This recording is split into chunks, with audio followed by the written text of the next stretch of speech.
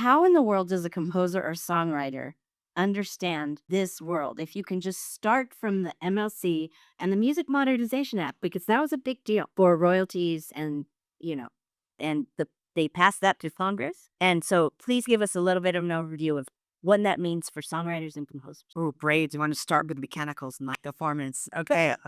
Brave soul. Well, okay. All right. So just to help, kind of orient you, right? When you create a composition or a song, whatever you like to call it, under US copyright law, there's a set of rights that come with that.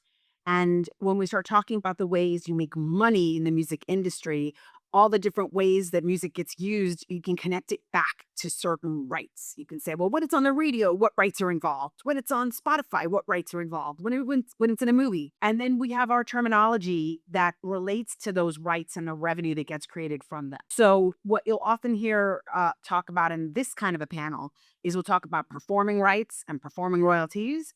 And we're going to bravely wade into mechanical rights and mechanical royalties.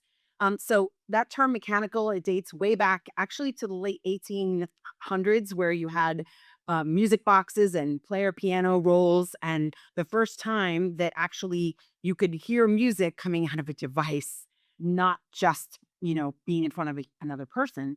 And so we still use that term today. And today, a mechanical license is essentially granting permission to reproduce and distribute that song, that composition in certain ways. And those certain ways, when we use that terminology in the US, we're talking about in a sound recording. So, sound recording of that song or that composition, and then that sound recording being reproduced and distributed in certain ways.